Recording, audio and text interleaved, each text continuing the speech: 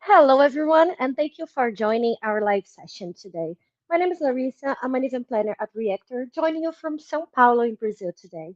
Before we start, I have some quick housekeeping. Please take a moment to read our code of conduct. We seek to provide a respectful environment for both our audience and presenters. While we absolutely encourage engagement in the chat, we ask that you please be mindful of your commentary, remain professional and on topic. The session is being recorded and will be available to view on demand here on the Reactor YouTube channel within 48 hours. Keep an eye on the chat. Our team and our moderators will be dropping helpful links and check your questions to be answered. I'll now turn it over to our speakers for today. So let's welcome here Ginger and Kevin. Hi all. Hey, great seeing you again, Kevin. I'm so excited to be talking about the upskill from DP-203 to DP-700. This is a exam that I know a lot of people are really interested in, and for people who have already taken some Microsoft certs, want to know more about how to get into Fabric and what it's going to do. So let's get started with it. Yeah. So before we get started, let's introduce ourselves. Oh, great idea. So my name is Ginger Grant, and obviously I like colorful QR codes. So I put my contact information up there. I have my own consulting company, and like Kevin, I'm a data platform MVP, and I'm also a Microsoft certified trainer. Thanks, Ginger. And over to myself, and yeah, my name is Kevin Chan, data platform MVP amongst other things, and you can find me online in a few different places below. All right, we've got some great moderators. Really happy to have them helping out. I see them in chat now, so if you have any questions, they can answer them for you. So please feel free to put any questions you might have inside of chat. Got a lot going on with all these wonderful content. You definitely want to check out the schedule so you don't miss anything. What's coming up next is my good friends Shabnam and Stephanie. So if you have time later on today for Analytics Engineer, you want to check those out, or the entire schedule. I don't have time to call everybody out, but you really should check the rest of these sessions out. Great content. Now, this is part of a contest, and there's a whole bunch of interesting things involved in the contest that you're probably going to want to take advantage of. So, and the biggest thing that is going to be happening for these contests is you're going to be getting into training as well. So the training is going to help you do these challenges, Data Viz, Power BI Viz, and notebooks. You'll definitely want to check out the notebook ones because you can explore and analyze your data in Python. So check that out at the Fabric Days contest. Next slide. All right. So this is why you really wanted to attend this class. There is a 100% voucher for the DP-700 or the DP-600, and the information is available there. And a 50% voucher for PL300. That's the Power BI exam. It's a great starting point. If you're going to be taking DP-600, I recommend taking that one first. And DP-900, which is the intro to Azure. So make sure you take a look at the cert information to get yourself a discount. This is $165 US. That's 100% free for you with this voucher. Great stuff. Next. All right. So this is the voucher that you want. The supplies are limited, so don't wait around on this or they may be gone. And here is both the QR code and the link. So don't miss out on it. Yeah. Okay, well, let's get started. Indeed.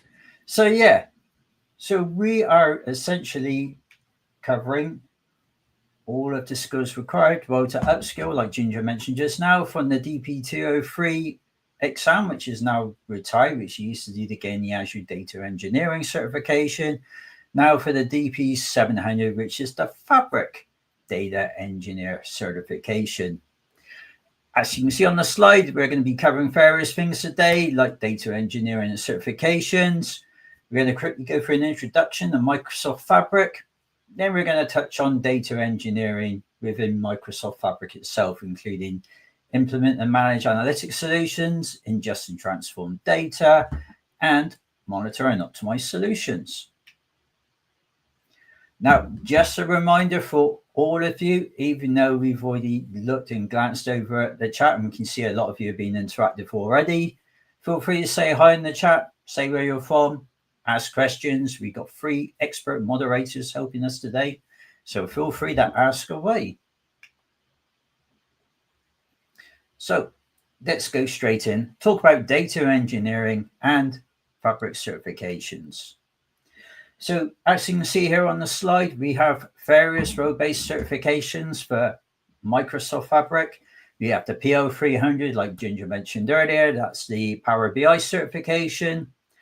We also have the DP-600, which was the first Microsoft Fabric certification to become available, and that's for the Fabric Analytics Engineer certification. Then, as you can see, that's grayed out a bit now, is a DP-203 certification, which was the former Azure Data Engineer Associate certification. Now it's retired. So our focus is mostly now transitioning from your skills for that certification to the DP-700 Fabric Data Engineer certification.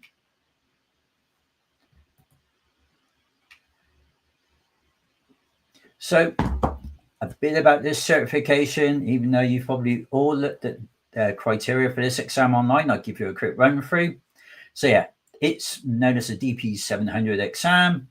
It says intermediate here. I tend to call it a 2-star certification because you get the badge with the 2 stars once you gain it. You can see the criteria for it on the screen, and also, as you can clearly see, you need to have knowledge about structured query language, SQL. Notice it doesn't say TSQL. That's partly because you need TSQL and Spark SQL knowledge, PySpark, and Crystal query language. Now, we have an in-depth study guide that you can look at to see what is actually required to pass the exam and gain the certification. So as you can see, you need to know things like various Microsoft Fabric Workspace settings, lifecycle management, ingest and transform batch data, and various aspects relating to monitoring and optimizing performance. Yeah, you know, notice in that study guide that there's three different areas, and that's kind of what we're going to be talking about today. We'll start with an introduction, and then we'll go straight into those 3 study guide areas, so you can help focus your learning on those areas. So starting off just with its intro to Fabric.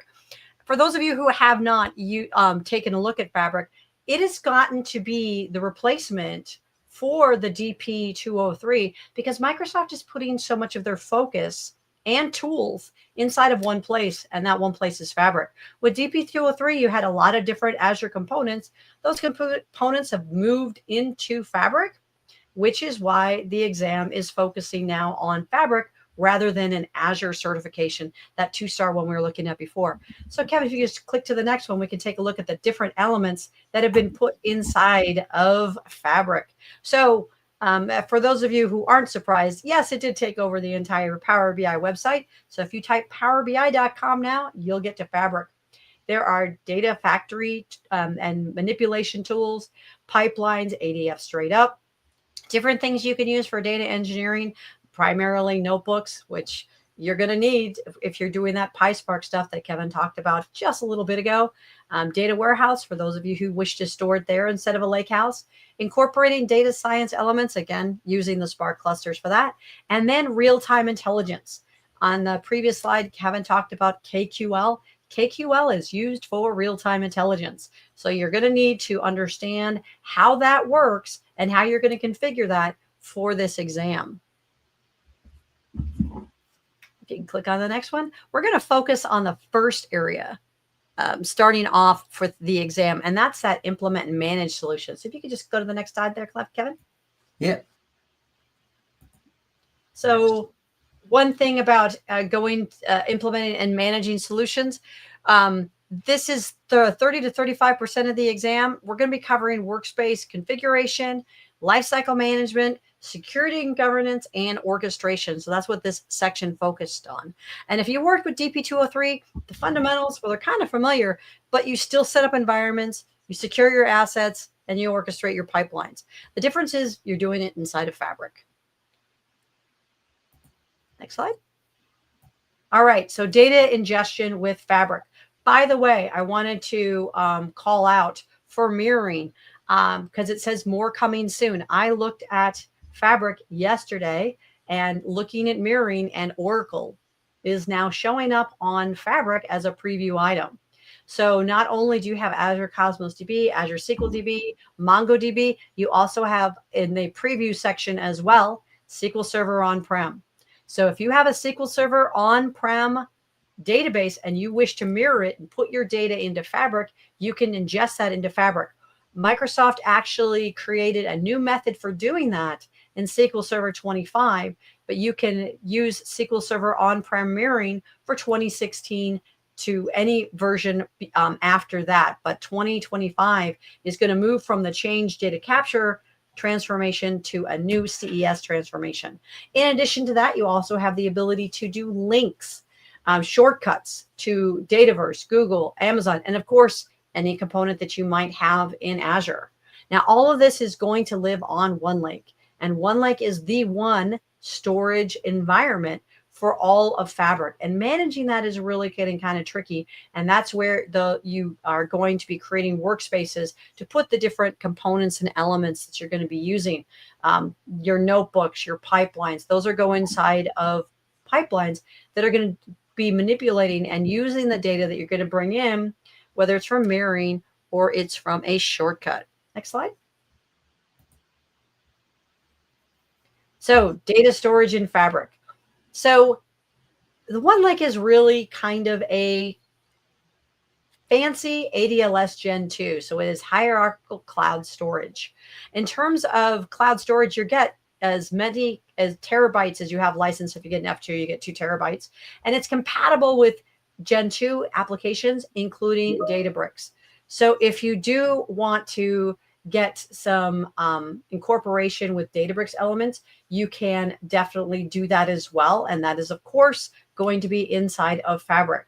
So any data that you have is going to be inside of your OneLake, and that includes your workspaces. So your workspaces are going to be where you have the elements that you are using inside of your environment. So that is where you're going to be putting your different elements and, of course, applying security to them.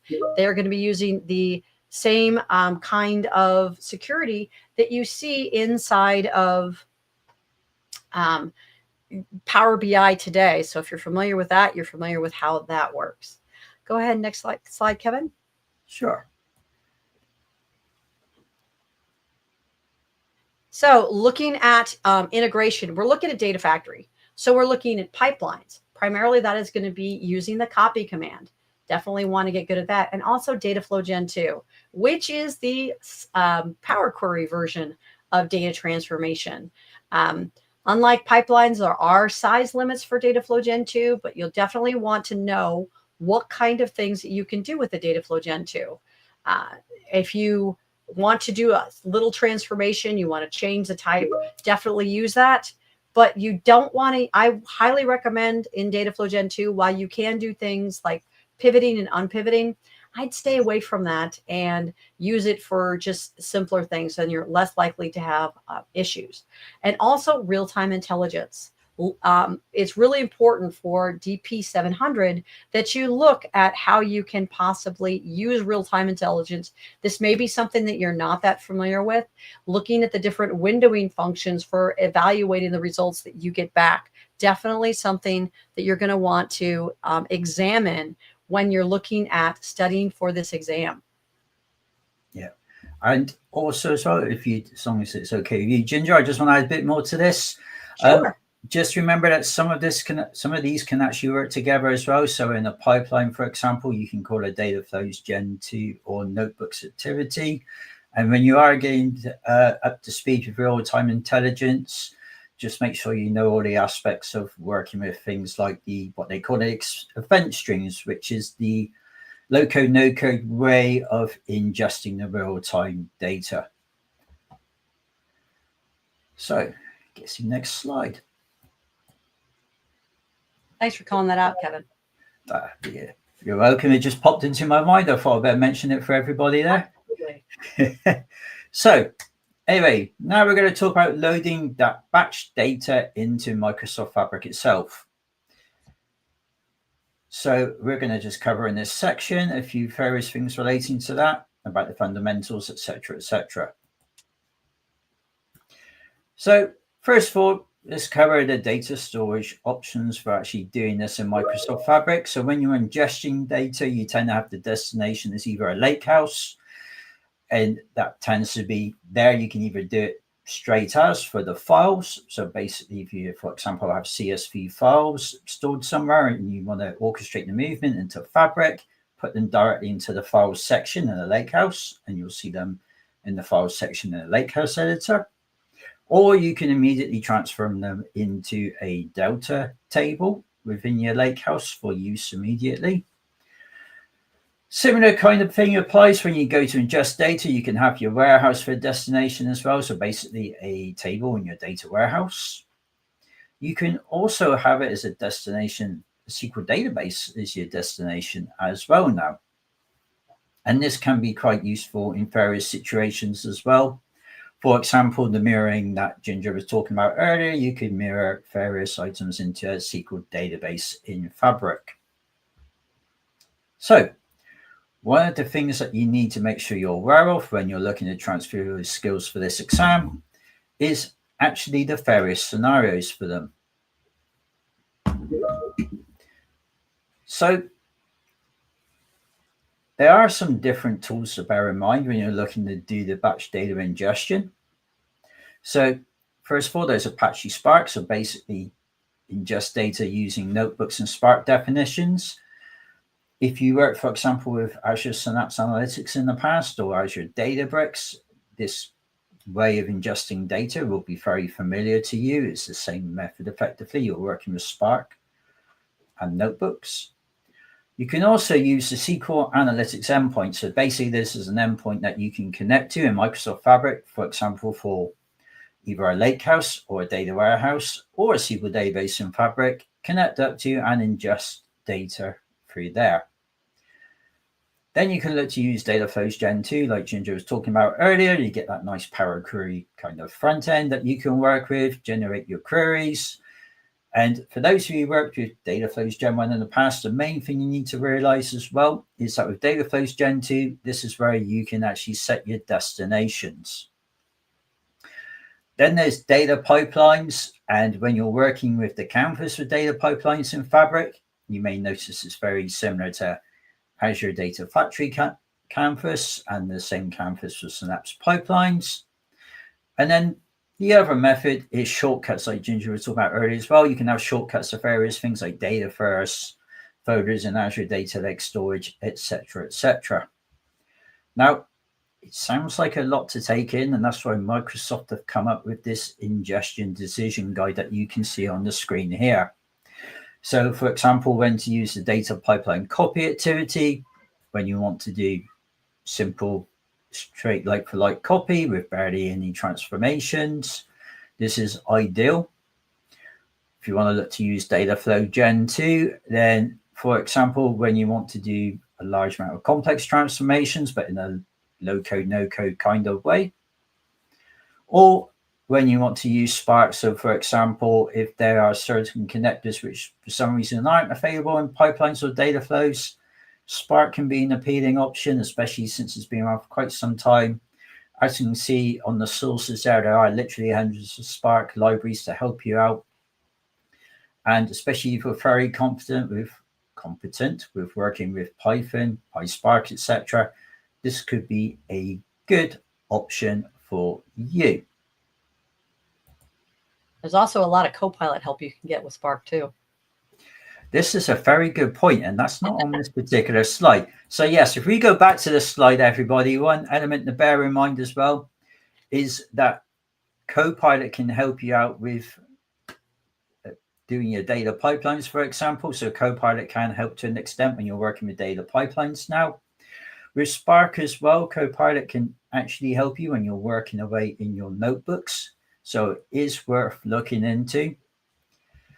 Another tip as well, by the way, this is kind of relevant to all this as well. If you come from a T-SQL background, Python's not your strongest point, but you really want to start working with Python, it's great to use either Copilot in Fabric or something like GitHub Copilot in Visual Studio Code to translate your T-SQL into Python.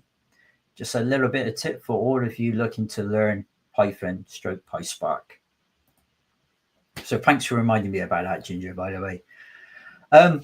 So with the transformation and orchestration, as you said, there's various aspects you can use, like Dataflows Gen 2 to do your data preparation. You can work with pipelines, and you can actually automate and schedule your workflow. So basically, you can schedule your pipelines, and you can actually do this in a few different places in Fabric. So it's worth checking where you can do these schedules. If you're looking to do more code-based transformations, then using Python / PySpark, look to work with notebooks. And as I mentioned earlier, when you're working with real-time intelligence, you can actually use event streams and KQL for streaming orchestration. So event streams is basically a nice canvas for a low-code, no-code kind of way to ingest streaming data and decide what to do with it. And when you're working with that, you can do, for example, various different outputs as well as your transformations, including for Activator. And you can work with the KQL language as well. And there are some good KQL guides online that you can look to use. Now, you can also, all of this can work with OneLake as well. So as you can see on the slide, it talks about OneLake integration, because the majority of the transformations will write back to a Delta format, so effectively a Delta table straight away. And then from a governance aspect as well, it respects workload roles and item permissions as well. And as you may have noticed in relation to that, there are some new security aspects appearing in Fabric. It's always worth keeping an eye on those, seeing what you can do. So let's touch on real-time intelligence now, which is becoming more and more popular for use in Microsoft Fabric. So as you can see, there are various Fabric items relating to real-time intelligence. I will quickly go through all of these. So you can adjust data, and like I said, event stream is the canvas you work with to actually orchestrate the flow of real-time data. You can include some reference data with this as well, but focus mostly on working with event stream for your ingesting streaming data for now. And with that, you have different types of various different types of things that you can do with the data. Basically, you can split it, merge it, etc., etc. So it's worth exploring deeply into there. On Microsoft Learn, when you actually look to do the exam, you'll see there's actually recommended material there. I'd strongly suggest going through the real-time intelligence learning path for this. You have Event House, and this is where your KQL databases are effectively stored collectively, and you can do various other things within your Event House. You have your query sets, and this is where you group your KQL queries together to work with KQL databases. You can work with SQL as well, but the preference is to work with KQL when you're working with the KQL database effectively. Now, you can work with real-time dashboards now, and you may notice that it's got Power BI and real-time dashboards in this diagram. But if you want to see real-time data or near real-time, then I do recommend looking more to do things with real-time dashboards, because that is actually powered behind the scenes with KQL queries. And then finally, we have Activator, and I tend to describe this as being data-driven ++. You can basically use it to trigger what you want done when certain events to your data happens.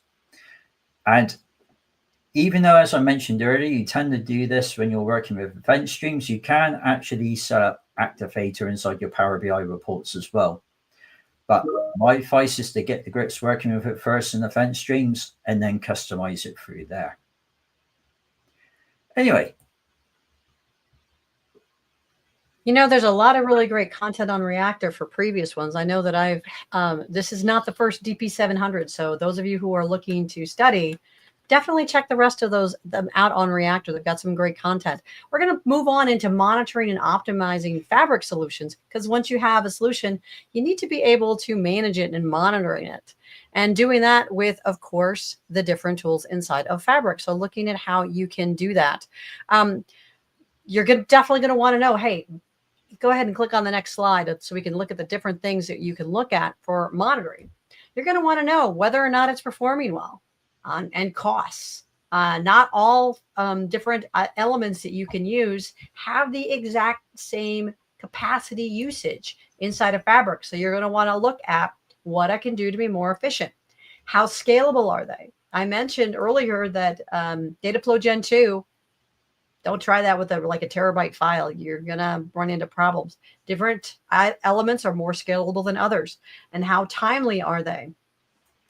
Going back to what Kevin was talking about with real-time intelligence, I know a lot of people like, oh, have not messed with that. You're definitely going to want to take a look at that, because the timeliness for that is going to be different than, say, information on batch. So definitely do what Kevin recommended and check out the Microsoft Learn on that. You also want to make sure that you're proactive and that you can take a look at what other elements are going on at the same time. Maybe you need to change your scheduling a little bit so that you don't run into capacity issues. And what you can do to improve user experience, decreasing the amount of time it takes, for example, to maybe load up a Power BI report. And then taking a look at different kinds of automated alerts that you can get. So you know, hey, I need to go take a look at my environment and see how I can address some issues that are outstanding. Next slide. So of course you have different elements. Different elements are going to have different kinds of monitoring that you can do.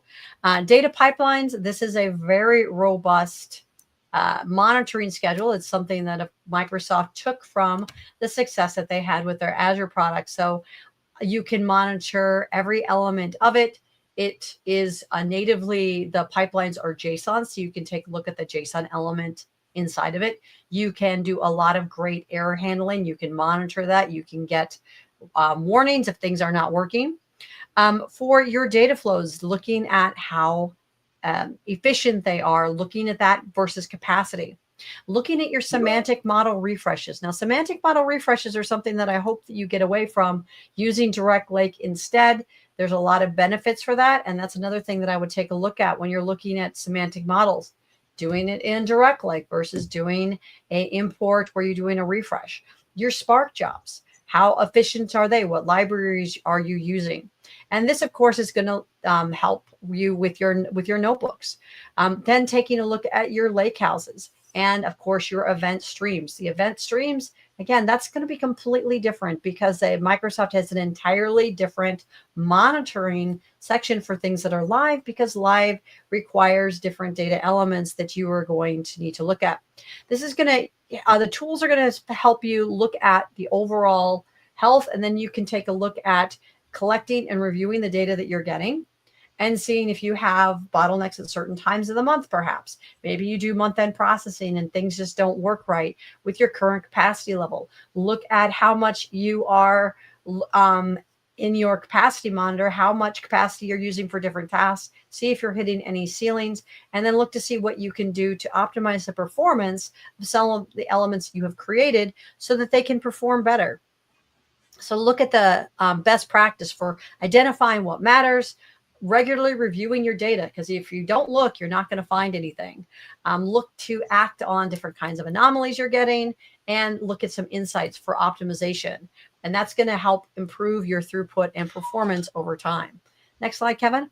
And of course, the most important thing when you are looking at monitoring your Fabric tenant is the Fabric Capacity app. And in the Fabric Capacity app, you want to click on the next. I was just going to add a bit more to this, but I won't. Yeah, absolutely. I see the future slides. So just to add one thing to this, everybody, when you go through the criteria, and as you can quite see on the slide here, there is one skills measured topic relating to the Power BI workload completely in the entire DP-700 exam study guide. and that is to monitor semantic model refreshes. Now, there are various ways you can do this, and I know there is at least one blog post relating to this topic available online, but just make sure you're familiar with all the different ways that you can monitor semantic model refreshes when you look to do the study for the DP-700 exam, and even maybe for the real world as well, because some of the methods will help you with obviously monitoring other aspects as well. Sorry about that, Ginger, but I think it's worth highlighting because only one topic about Power BI in the entire DP-700 at this moment in time, at least. Anyway. Yeah. No, good point. Glad to call that out. And, that is one thing that, you may have a lot of things that are doing a refresh anyway. So make sure that you do take a look at that online. Look for that online so you can see how you can monitor your refreshes. Next slide.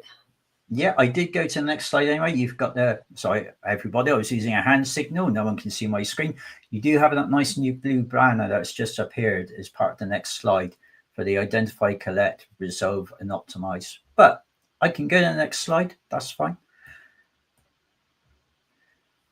All right. So this is the monitoring hub. And the monitoring hub is going to show you, this is such a nice one. Nothing has ever crashed on this one. You can see not only that it succeeded, but you can take a look at how often this particular job has run. You can take a look at the average run times for different jobs. There's a lot of information that you can get once you click on these different elements, more than just, yep, this succeeded, yep, this failed. You can add a number of different columns as well, so that you can take a look at things that matter more to you, like when did it end? That's not listed here, but it's an option and that you can include in that column option. So take a look at customizing your monitoring hub so that it will show you the information that is important to you. And also, this is going to be very beneficial when you're working with Fabric in the real world. Like Ginger said, you get a lot of options when you click on these items. You can also have snapshot views, and I can assure you, if you are working heavily with notebooks, you are really going to appreciate the snapshot views that you can get when you click through in the monitoring hub. Yeah, absolutely. It's way more than just little dots. Yeah. So I will go for the next slide for you. All right. So monitoring hub, and then it's the overall tenant capacity. Now, I will say that monitoring your environment at the Fabric Capacity app is not easy. There's a lot of different information inside of there, a lot of different things that you can potentially look at with the different activities.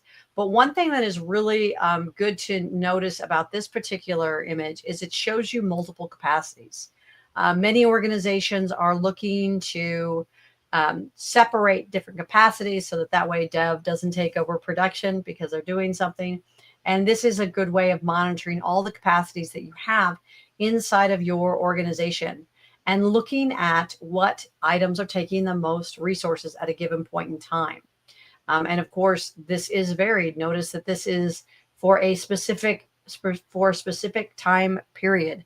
There's a lot of different ways that you can monitor, and this is just for the one overall view, but wait, there's more. I want to click on the next one, Kevin. Yeah. So then there's the capacity usage. Now, this is the one people are more familiar with, looking at the capacity of what's going on, looking at all the different elements you have. You can click on it. You can see, what it's, how much it's taken. You can look to see how much you have on your capacity. You can look at the different elements and dive into the individual elements inside of it. And of course, you can look at this per capacity. So if you've got multiple capacities, you'll be looking at this at the individual capacity level. One thing that this does, though, takes a little while to load. One thing that is kind of unique about when you monitor capacity usage, this was originally developed based upon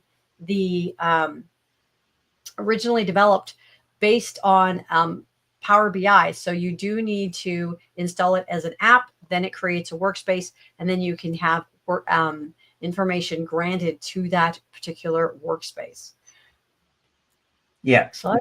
Can I? Oh, the next slide is going to be about the new aspects. Before we go any further, though, I do want to highlight one thing relating to monitoring, etc. It's related to the monitoring tools that we've just been talking about, like this particular app, for example. What you can do as well when you start working with Fabric outside of this exam, but this gives you good insights for things for the exam as well, is also look to install an additional application app called Fuon, which is the Fabric Unified Administration Monitoring app, essentially. So this actually will tap into these applications to get data out, as well as other related applications, metrics from your Fabric estate as well. It will give you a nice holistic overview of your entire Fabric environment, depending, of course, on your permissions and who gets access to the Fuon application. I am hoping that one of our moderators will very kindly put the link to Fuon in the chat for you all to look at, because if you do want that nice holistic overview of your Fabric environment, as well as all of this, look to install Fuon as well. Like I said, Fuon actually needs these apps in the first place as well, and it will get you in the practice of installing these applications and needing knowledge about those for the exam as well. So just a little bit of a tip for all of you there. I hope you didn't mind me adding that, Ginger. Oh, no, absolutely not. It's great that you, I'm not familiar with that particular app because, but I'll be definitely installing it in my environment now. Yeah. And you can find that, by the way, everybody, the Git repository and the instructions for the deploying and using it in the Fabric toolbox. And again, I'm giving the moderators a bit of work here. So hopefully one of the moderators can actually put the link for the Fabric toolbox in the chat as well for everybody. And this will contain various things that the CAT team recommends. And like I said, you do need the capacity metrics app installed to be able to work with Fuon anyway. But it just gives you a lot more metrics, a lot bigger overview, etc. Great tip. So now into new aspects. Do you want me to cover this, or do you want? Well, let's take a look at the different new aspects that we've got. So taking a look at the new aspects, we're looking at workspace settings. A lot of different settings inside of the workspace that you're going to want to take advantage of. Also, Git integration. As a matter of fact, in talking to Microsoft, they're recommending Git integration for all new Fabric elements instead of DevOps. So definitely take a look at Git integration over and above Azure DevOps for your environment. So and also database projects. This is something that is relatively new that you may not be familiar with. Got any insights for any of these different elements, Kevin? I have insights with all of them, to be honest. I just quickly say a few words about some of them. So the Microsoft Fabric workspace settings, as if you've been looking at the study guide, you probably realize you do need to have a lot of knowledge about the various workspace settings for the DP-700 certification. And the reality is that the list of workspace settings does tend to grow quite a bit, and it has done since Fabric was first announced for everybody. So you do need to know, for example, about essential Spark configurations, environment settings, etc., for doing this. One of the settings, of course, is relating to Git integration, which you need to set up, as well as a variety of other workspace settings. Another thing, which we probably should have added to this as well, is just to remember as well all the different places, ways in Fabric, basically, that you can set permissions as well. So just bear that in mind, because as well as the settings, the permissions for the workspace, you now have permissions that you can grant to, for example, in data warehouses. You can now do it in, for example, Lakehouses as well, etc., etc. Anything else you want to add about workspace settings, by the way, Ginger, before I talk about any of the other? Yeah, so definitely also look at your different Spark settings, your ability to create new pools. because that is something that you're going to might want to look at for helping manage your capacity, perhaps creating a smaller pool to use for your tasks. And you do that inside of the workspace settings, and also domains, because that is something that is commonly something that you might see on an exam. Maybe you don't use that in your organization, but make sure that you know what they are, what they're used for, and the fact that they're set inside of the workspace. That's something that people tend to overlook. Yeah. And if you looked at domains a while back, it's worth going back to them again, because again, just like the workspace settings, the features, basically the functionality does tend to be updated over time. So it's worth going back to have a look. Absolutely. Yeah. Git integration. Yeah, obviously that is part of the CI/CD story of Fabric, which people have different views about. But just bear in mind a few essential things like, you can configure Git integration in the workspace settings. Obviously, you need to make sure you can access the repositories behind the scenes. It's also important to realize now that you can configure Git integration to connect up to both Azure DevOps and GitHub now in slightly different ways. But yeah, and there's obviously the list of supported items is growing for Git integration over time as well. So again, if you looked at Git integration a year ago and you looked at the list of supported items, it's worth going and having a look at the supported items again now. That list has grown dramatically, especially since when Fabric was first announced. So again, go back and have a look. You need to have knowledge about it for the exam anyway, if you go through the skills measured.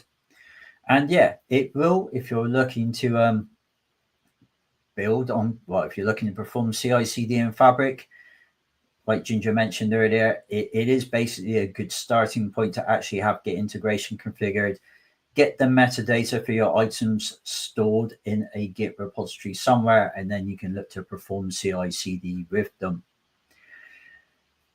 And I think that was all I was going to say about Git integration. As far as database projects are concerned, those of you with a SQL Server related background, yes, this is the same, conceptually the same database projects you worked with when you worked with SQL Server related databases in the past.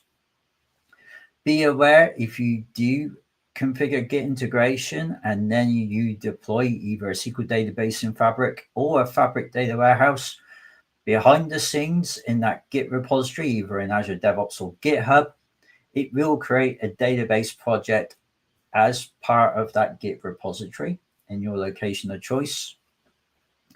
So yeah, just make sure you know how to create database projects for both SQL database and Fabric and data warehouses.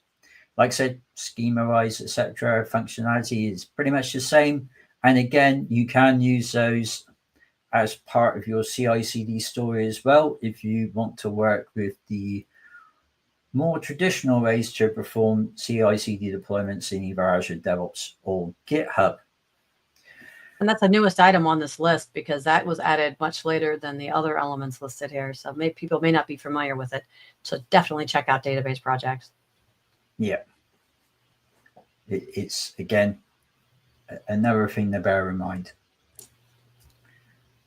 And now we go over to what's coming up next. So basically, yeah, obviously we're doing the Fabric Data Days at the moment, and all the registrations, etc., and all the details are going in the chat, and our moderators are probably going to add even more links now relating to this.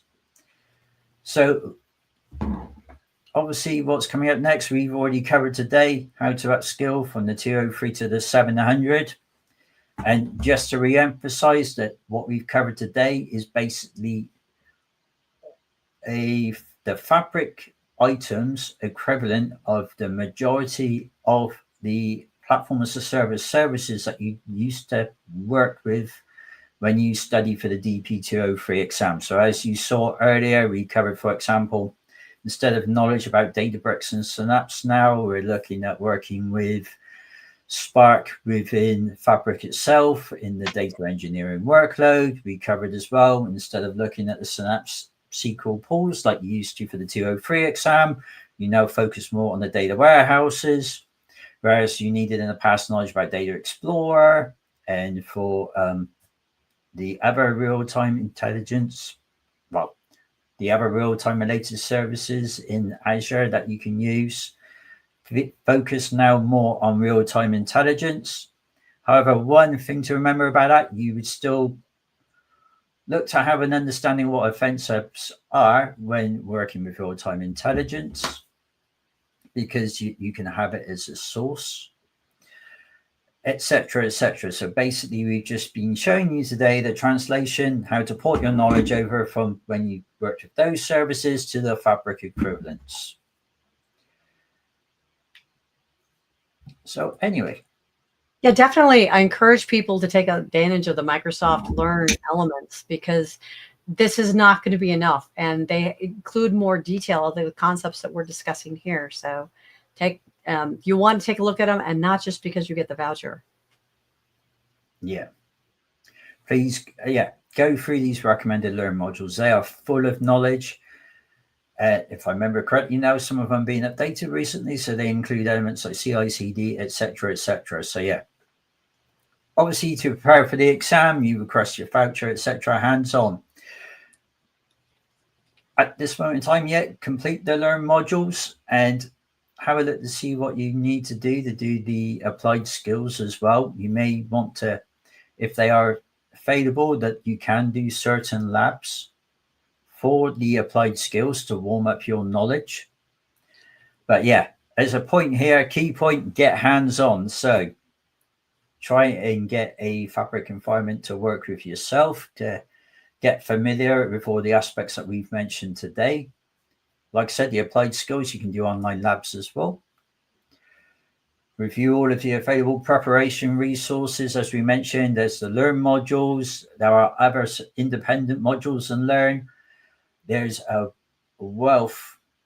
Plethora, I will say, is one English term for it. There is a very large amount of DP-700 resources available for you online. Yes, we have the Microsoft Learn modules. You have third-party, contributions. Well, I can mention that you've got a really good series on it, Kevin. So if people want to know more about it, there's a really good website. It says for Kevin Chant. So he's got a lot of great DP-700 content that you should definitely go check out. If you're not going to plug yourself, Kevin, I will. I'm far too much of a professional to plug myself. So yeah, there is a lot of knowledge for you all online. A bit of a tip for you all as well. Obviously, look on your search engine of choice for various items in the study guide if it's unclear to you, or use, for example, as we mentioned earlier, there are various ways you can work with Copilot these days. If you're using a browser like Edge, you can use, for example, Copilot in Edge just to go and search on a certain topic. So just a little bit of a tip for you all there. There's also a Microsoft Learn Docs MCP server as well. So those of you who are feeling adventurous and you want to work with an MCP server in Visual Studio Code, you can connect up to the Microsoft Learn Docs MCP server to find out more about the exam. In addition to that, you can use that MCP Learn Docs, the Learn Docs MCP server and GitHub Copilot and Visual Studio Code to do things like create your own customized study guide if you want to as well. That's, of course, if you're feeling adventurous and you're keen to work with MCP servers, etc. Just a little bit of a tip for you all there. You can do that as well. And, of course, the final one listed is take the practice assessment. My personal advice, don't just take it once, take it multiple times, get used to how the exams are structured, basically. In addition to that, it will give you a good idea of the kind of topics to be prepared for when you actually want to take the DP-700 exam to gain the certification. And I would recommend staying with the recommended ones for Microsoft at this moment in time when you look to do these practice assessments. And anything else to add about this slide, Ginger, before we carry on? Well, one thing that I would definitely, if you're taking the practice exam and there is a section that you're having issues with, and maybe that's not the one that you passed, that's one thing that I would ask Copilot. How can I better improve my skills in this area? Provide links from MS Learn or other Microsoft sources and see what it gets back, especially if you are a video learner. Definitely check out the other Reactor content when it comes to DP-700, because there's been a ton of information since the exam was released. And it depends on your learning style. If you are a video learner, and I'm assuming since you are all here that a lot of you are, check out different other Reactor videos that review the individual DP-700 components. I'm sure you'll find them very helpful as well. The Learn Together series of videos. Yeah. Again, wasn't going to plug anything, but yeah. It is good though. They are really good resources. Like Ginger said, they go into deep detail about various aspects relating to certification. Absolutely. So again, we're showing the link to the QR code and for the exam, and I'm sure the link is going to appear in the chat again as well. Hey, Kevin, have you done any MCP stuff on your blog as well? Only to do with the Learn Docs one, to be honest with you. That's the main one at this moment in time. And I know there is a lot of good material relating to working with MCP servers and the Microsoft Data Platform online already by various other members of the community. But yeah, like I said, I do strongly recommend looking at the Learn. If you're interested in working with MCP servers, you want a good starting point, the Learn Docs MCP server is quite good because it's a Microsoft hosted one, so you don't have to create the MCP server from scratch. You can go into Visual Studio Code or Claude and just put in the URL to the MCP server, and yeah, off you go, basically using natural language to find things out throughout all of the Microsoft Learn documentation stack. So it doesn't just cover about the Fabric certifications, it covers all aspects relating to Fabric and beyond as well. Anything that's in the Learn Docs is you can ask about in natural language in the Learn Docs MCP server. Great resource.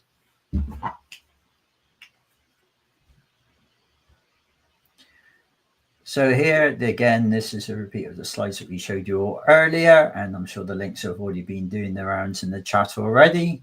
I just want to talk about one little thing on there, though, back that up. Yeah. For those of you who study better with the team and you want to do some networking, and in today's business environment, it always helps to have another friend who is involved in the Fabric community. So I encourage you to join a study group if it can help motivate you. And that link is on this slide as well. And then that may help you be more motivated to take the final step and not just studying for the exam, but actually taking it and passing it. That sounds good.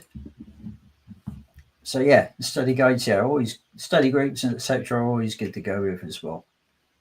So we need to cover about the schedule as well. So as you've already seen here, there's some other aspects happening as well. So talking about the analytics engineer route, etc. From the PL300 to DP600, this can be quite good for those of you who actually work. Going from Power BI background, you want to do the DP600 exam. This is a good starting point. The reality is, if you've already done the PL300 exam or you're studying for it, you are in a, or even if you have a strong Power BI background, let's be honest, you are in a really good place to start studying for the DP600 exam. So if this resonates with you, this I strongly recommend going to attend.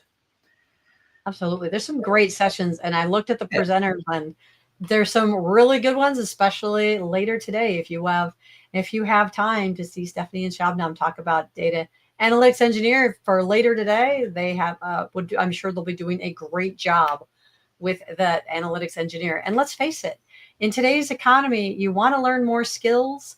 Maybe you don't have the resources to take classes yourself. This is perfect. And you can get the skills you need to position yourself better at your current job, or maybe help you find that next one. Yeah, exactly. So it's worth attending any of these, for example, if they resonate with you. And obviously, hopefully, one of our moderators is putting the links to the full schedule again on the screen for all of you in case there is anything there that you're keen to attend. And there's a couple more links on the final one. Well, I really hope that everybody's enjoyed this. I know I had a great time talking with you about DP-700, Kevin, and I learned some things. Good of you to bring some stuff up that I didn't already know. Yeah. So before we say our thank yous to everybody for attending, we should really check to see if there's any questions for us in the chat. I've not seen anything at this moment in time. I'm guessing that means that our expert moderators have been answering away. So do you want to do the thank yous, Ginger? Yeah, well, thank you very much for everybody to attending and our great moderators. And I encourage you to take advantage of this, because this is, even if you decide later on, well, I don't know that taking an exam is that helpful for me. Learning is always helpful to help you understand some of the different aspects so that you know, hey, this is a good time to use it. So I encourage you to take this opportunity, because it is a wonderful chance to get a certification and not pay for it. So who wouldn't want to do that? Yeah. And thanks again to everybody who attended, and to our wonderful moderators for answering all the questions in chat. And it's been a great time talking with you again, Kevin. Always fun. Likewise. And yeah, on that, everybody, we hope you enjoy the rest of the series, and of course everything else that is being prepared as part of Fabric Data Days as well. Absolutely. Hope you have a great rest of your day. Thanks very much for attending. Thank you all for joining our session, and thank you to our speakers and moderators. We are always looking to improve our sessions and our experience. If you have any feedback for us, we'd love to hear what you have to say. You can find the link on the screen or in the chat, and we'll see you on the next one.